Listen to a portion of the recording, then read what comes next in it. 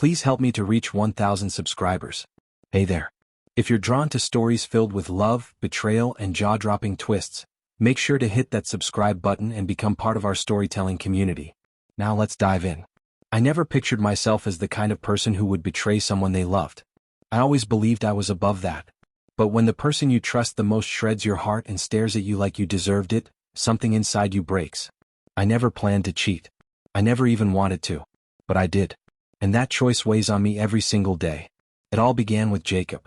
We had been together 6 years. We met in college, moved in after graduation, and built a life that looked picture-perfect from the outside. Matching mugs, shared routines, lazy Sunday mornings, and our dog Miso, all the things couples post with captions like, "My always." I truly thought he was mine forever. But forever started to feel off about a year before everything collapsed. He landed a new marketing job, long hours, constant meetings, and an unexpected fixation on his looks. At first I was proud of him. It felt like he was leveling up in life. But the late nights became unplanned overnight trips. The casual workouts turned into strict gym rituals. And his phone. It never left his hand. New password. No notifications.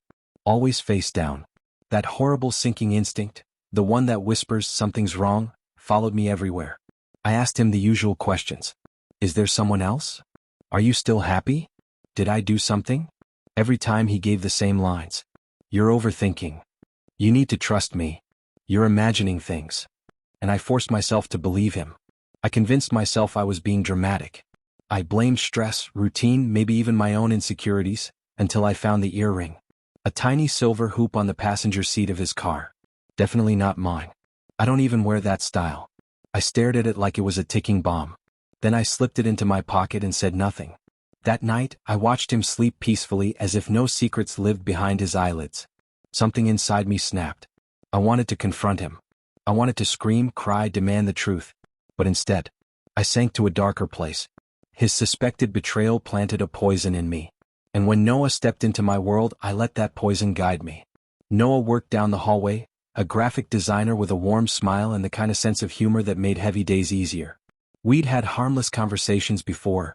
Coffee break jokes, elevator chatter, a few messages about work frustrations. He was gentle, funny, clearly interested. I always kept my distance until the earring. After that, I didn't want distance anymore. I wanted attention. I wanted to feel chosen. I put on lipstick for the first time in months. I replied to his messages with playful emojis. I leaned in closer when he talked. It all shifted fast. One Friday he asked if I wanted to grab a drink. My heart pounded, not from excitement but from guilt. I knew the word should be no, but I said yes. And that yes turned into everything. One drink became several. Laughter became touches. And eventually I found myself in his apartment, fully aware of what I was doing. I told myself I wanted Jacob to feel the kind of hurt I'd been living with.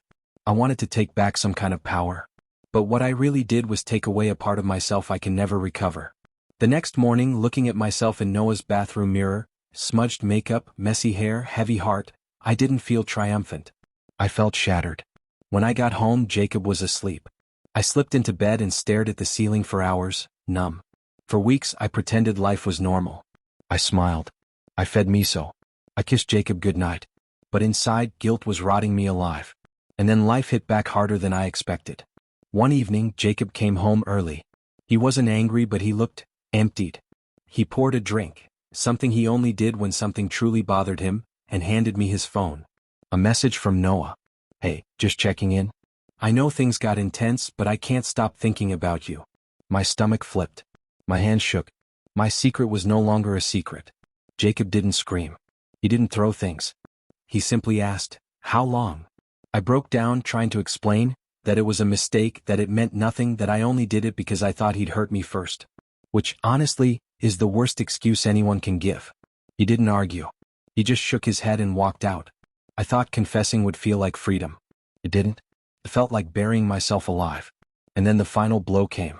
Weeks later, I saw a group photo from his company event. His boss's wife was in it, wearing the exact same silver hoop earring.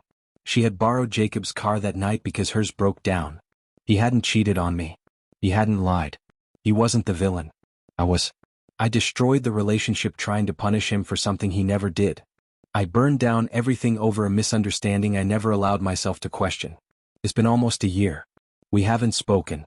He moved out, changed his number, took Miso with him. I don't blame him. Noah still messages me sometimes. I never respond. People romanticize revenge, act like it's empowering. But the truth? It's empty. It leaves a hole where your heart used to be.